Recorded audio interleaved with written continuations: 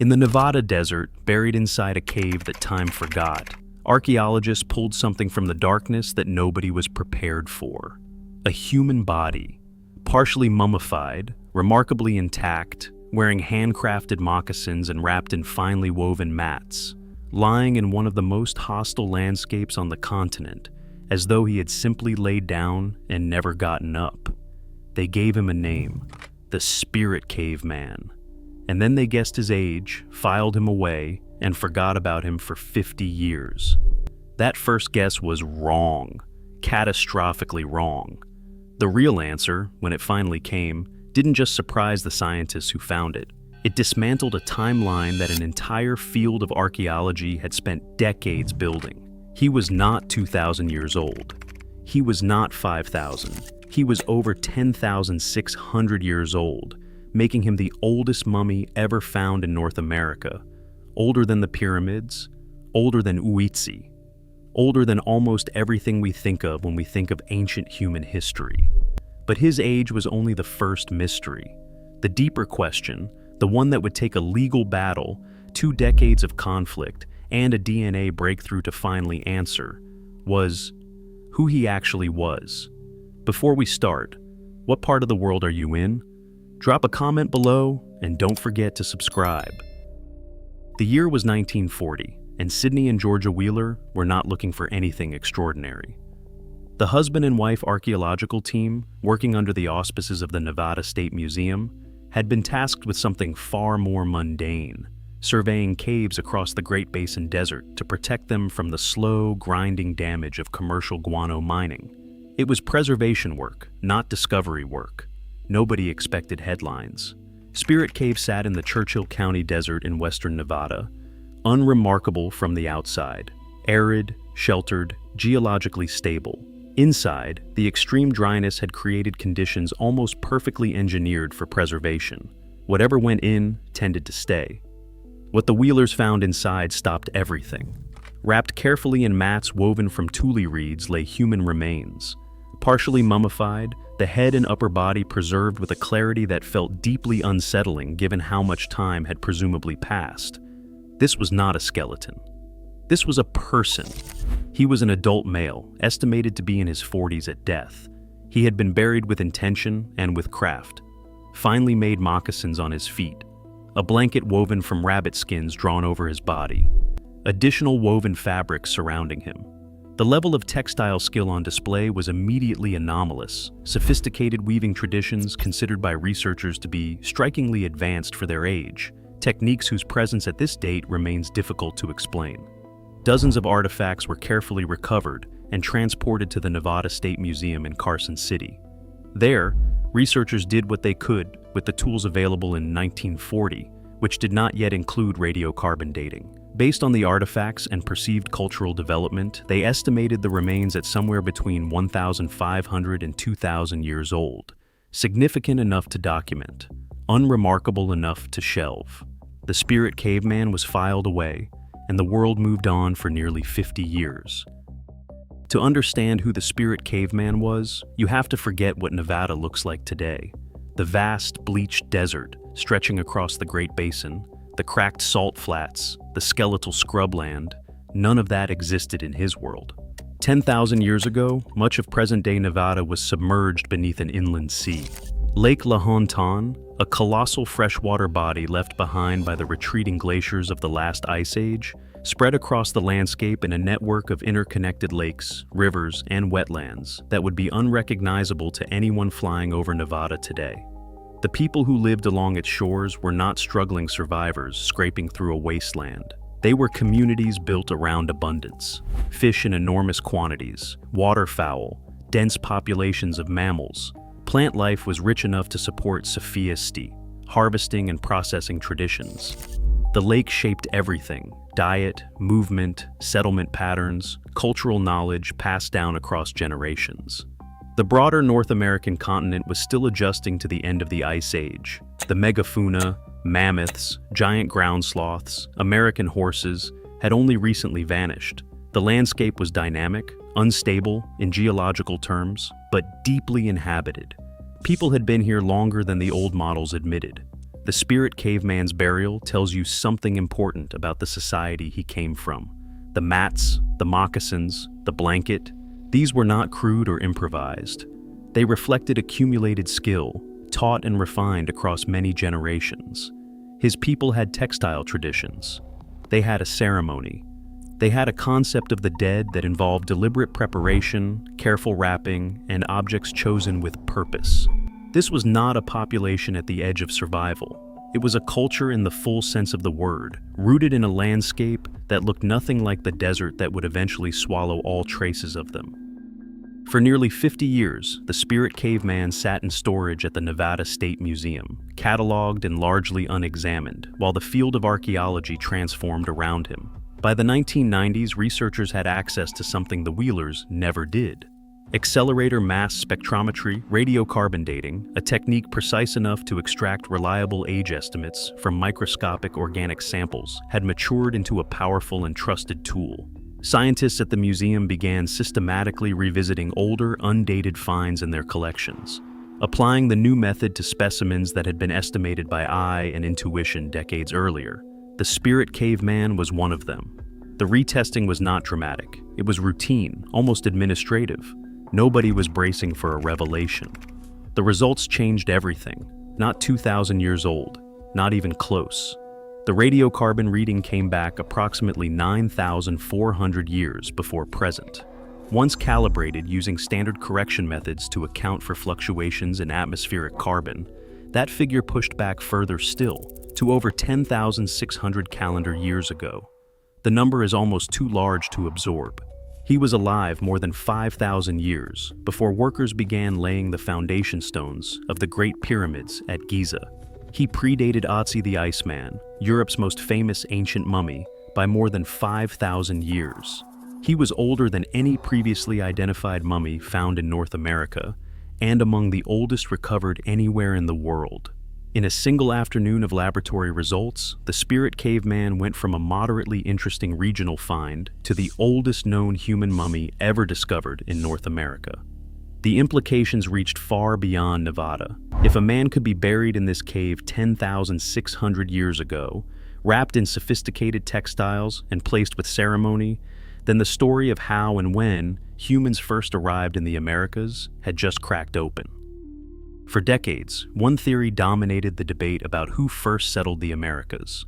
The Clovis First model held that humans crossed a land bridge connecting Siberia to Alaska roughly 12,000 to 13,000 years ago, identified by their distinctive fluted stone projectile points found across North America. These were believed to be the continent's original inhabitants. The model was clean, widely accepted, and taught as established fact. The spirit caveman didn't fit it. At over 10,600 years old, he was a contemporary of the Clovis people at minimum, and possibly older. That meant the continent was already occupied in ways the dominant model struggled to accommodate. Either humans had arrived earlier than the land bridge theory allowed, or they had come by a different route entirely, or both. The debate that followed was immediate and fierce. Some researchers pointed to a coastal migration theory, arguing that early peoples had moved south along the Pacific coastline by boat before the land bridge was even passable. Others revisited the possibility of multiple distinct migration waves arriving at different times from different directions. Fringe voices briefly revived theories of early transatlantic crossings, though these found little scientific traction. Then came the morphology argument, and it sharpened the controversy considerably. Several scientists noted that spirit caveman's skeletal features differed in measurable ways from those of modern Native Americans. Longer, narrower skull dimensions, different facial proportions. Some argued this was evidence of a separate, earlier population, distinct from the ancestors of present-day indigenous peoples who had since disappeared or been replaced. It was a provocative claim. It was also, to many, a deeply uncomfortable one, carrying implications that stretched well beyond science into questions of identity, ancestry, and who had the right to claim this man as their own. Science wanted answers. A community wanted its ancestor back. For 20 years, neither side could fully override the other. Spirit Cave sits on federal public land, placing jurisdiction over the remains with the Bureau of Land Management. But jurisdiction and ownership are different things. And in 1990, the United States government had drawn a legal line between them. The Native American Graves Protection and Repatriation Act, known as NAGPRA, required federal agencies and museums to return Native American human remains and sacred cultural items to tribes with demonstrable cultural affiliation. It was landmark legislation, hard-won, and long overdue. The Fallon Paiute-Shoshone Tribe moved quickly. Their ancestral territory encompassed the land around Spirit Cave, and their oral traditions spoke of a presence in this region stretching back beyond memory, beyond record, to time immemorial. To them, the identity of the Spirit Caveman was not a scientific question requiring laboratory confirmation. He was a relative. His burial had been disturbed without consent, his remains held in a museum drawer for decades, and now researchers wanted to extract his DNA. That last request was where the line was drawn. The tribe opposed genetic testing explicitly, viewing it as a form of desecration. The dead deserved rest, not analysis. Scientists pushed back with equal conviction. A genome this ancient, from a man this old, buried at the edge of the Ice Age in the heart of a continent, could answer questions about human prehistory that no other specimen on Earth could. The knowledge was potentially irreplaceable. The scientific community argued that understanding his origins served not just academia, but humanity. The stalemate lasted for 2 decades. Legal filings, negotiation attempts, trust, slowly and painfully built, then lost, then rebuilt again. Spirit Caveman remained in limbo, claimed by everyone, fully understood by no one. The breakthrough didn't come from a court ruling, it came from trust. After years of difficult negotiation between scientists and the Fallon Paiute-Shoshone Tribe had slowly built something fragile but functional, a working relationship. Enough mutual respect to reach an agreement that neither side had been willing to make for 2 decades. The tribe consented to one test, a single, carefully defined procedure, full genome sequencing of the Spirit Caveman's DNA. The team chosen for the task was led by S.K. Willerslev, an evolutionary geneticist based at the University of Copenhagen and the University of Cambridge, and one of the most accomplished ancient DNA researchers in the world.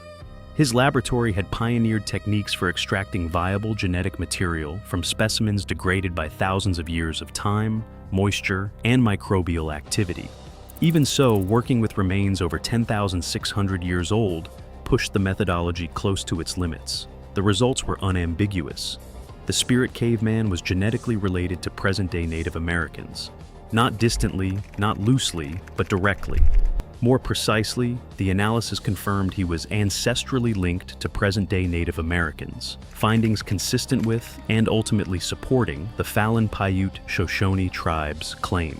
The people who had spent 20 years insisting he was their ancestor, guided by oral tradition and cultural memory rather than laboratory data, had been right. The morphological differences that some scientists had used to argue for a separate, earlier, unrelated population dissolved under genetic scrutiny. The variations in skull shape and facial structure were consistent with normal diversity within a single founding lineage. There was no lost race. No mysterious earlier people were replaced or displaced. Just one continuous human story, stretching from the Ice Age shore of an ancient lake to the living members of a tribe still occupying the same land today. Science and memory had arrived at the same place. The legal path cleared almost immediately. In 2016, the Bureau of Land Management formally repatriated the remains of the Spirit Caveman to the Fallon Paiute-Shoshone Tribe. A process that had taken 20 years of conflict, litigation, and negotiation reached its conclusion in a federal decision that aligned, finally, with both the science and the oral tradition that had always pointed in the same direction.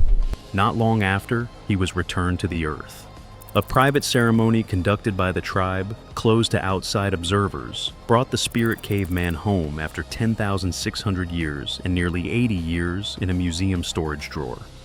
Whatever words were spoken, whatever rituals were performed, they belonged to his people alone. What he left behind was considerable. His existence shattered the Clovis First model's claim to completeness, confirmed human presence in the Americas at over 10,600 years old, combined with growing evidence from other sites across the continent, forced a fundamental reassessment of migration timelines.